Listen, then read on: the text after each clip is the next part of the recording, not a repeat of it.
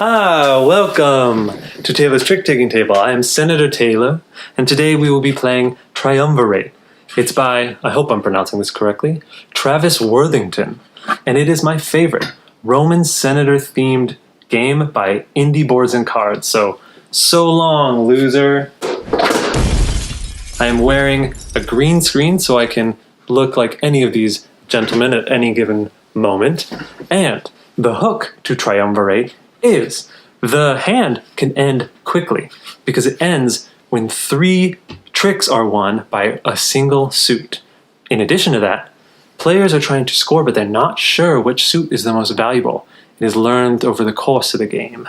So let's go to the table and I will show you how to play. Here we have the game set up for the only 2 players. So each player is going to get 11 cards with 5 cards set aside. The dealer is going to get the green dealer token. Then you're going to have a scoring tableau with the 3 suits having 3 tokens each. There's also 3 purple tokens to be awarded if a player wins a game, and you can play possibly until someone gets 2 of the 3 tokens. The non-dealer player is the person who leads the first trick. So Cactus here will look at their hand, and maybe they lead with a 6 in black. It's a must-follow game, so looking at Zelda's hand here, they would have to play any black they have, so they are forced to play this 2 black. Then you would look at the number, and the higher number wins regardless of suit. So since they're both black here, it doesn't really matter, but the 6 would win anyway. So then you would put the winning card on top, and then the winner would lead the next trick. So maybe Cactus here would lead another black. So coming to Zelda, if they had played this 8, even though it's off suit, the yellow would win the trick. And then you put the yellow on top, and you put that up there. Maybe they lead yellow 4, and it comes to Cactus here, and they play the 0, 4 is higher than 0, they would win. So what 0 is this is actually pretty special. If both cards are the same suit, it's just like normal, because 4 is higher than 0, but if the 0 is offsuit, which I'll show here in a second, it would win in a special kind of trumping maneuver. So let's lead with a 1 red and kind of show that off here. So maybe the Cactus wins with a normal 4, but if they play this black 4, so since Zelda doesn't have any black, they can play with this red 0. And what this red 0 does is, since it's red and then the other card is not red, this 0 would trump. So even though this is a 4, the 0 would trump, and so that would go on top. So why are players trying to have certain suits win? So how it works is a hand in Triumvirate ends when a suit wins 3 tricks. So it could last only 3 tricks. A hand could be very short, or it could last 7 tricks. So as you can see here, since Zelda won with a 0, if they lead 8 red and Cactus has to follow suit with a 6 red, that would mean that red has won its 3rd trick in the hand. So the hand would end immediately, and you'd add a red token to the scoring tableau. Why that's important is because the game ends when a certain suit gets all 3 of its scoring tokens onto the scoring tableau.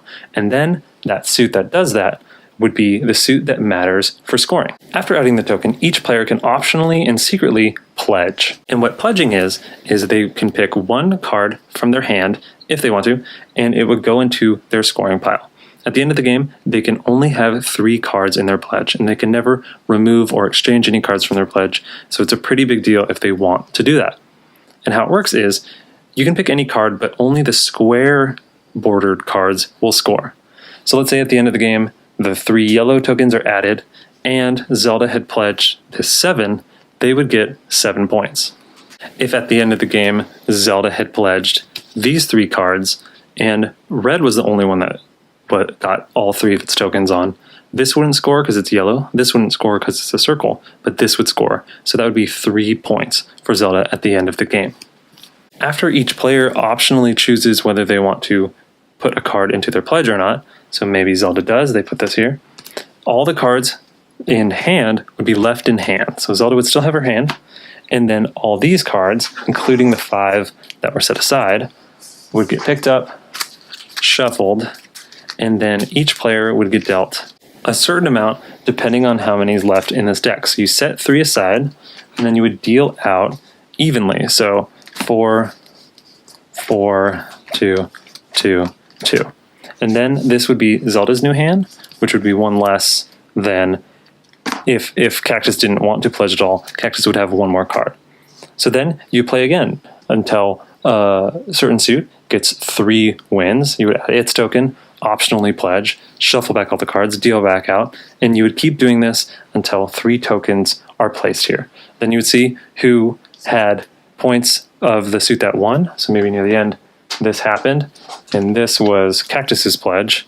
They didn't really pledge any point value cards, but so it would be Zelda 3 to their 0, and then they would win a token here.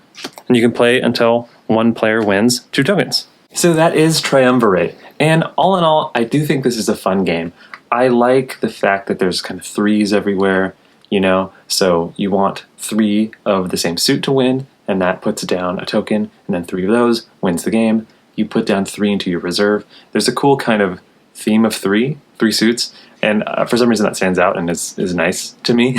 And besides a weird thing with numbers, I think the production's mostly good.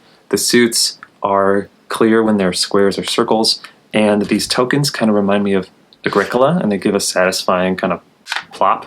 I think the gameplay has some cool moments and mechanisms as well. The reserve is probably my favorite, and that's when you choose at the end of a hand to put 1 card or not into your reserve, and you can only do it 3 times. So it's a super important choice of when you do it and what you put into the reserve. I've seen games where players just put 7 of different colors into the reserve and try to move it that way, but then the other player might put a 5 and a 3 and then win 8 to 7, you know, so there's some really cool interplay. I've also seen where players put like the trump, like the 0 trump, or the 8, like one of the highest of a suit, into the reserve. So they don't score the points, but it's cool to pull that out of the game just like forever. I also like that cards that don't get played stay in your hand, and players can have a variable amount of hand size, especially if one player puts a lot into the reserve early, they'll have just less cards than the other player.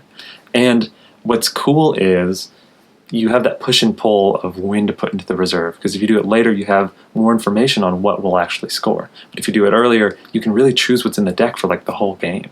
Overall, I think the hand management is really interesting because what you play will then get shuffled with the cards set aside and dealt back out to the players, and then 3 still set aside. So you have an interesting redistribution of the cards every hand, and I found that might be maybe my one nitpick of the game, is that redistribution can just be super lucky. And I know it's a lot of it is like maybe just hold on to some cards that are good, but if they get pulled out and forced and then shuffled and always go to one person, that can feel just like a little unlucky and unfair. But that's part of pretty much all trick-taking games where you just have some luck in that card draw. So that is Triumvirate, and I came out of this one really interested in the mechanics. I don't know if the card play was as interesting. When you're playing the tricks, a little more rote, but when you look at the things you can do in this game, like permanently take cards out or short suit in interesting ways and hold cards, so it's like a game where the deal is a little curated to what you want to do.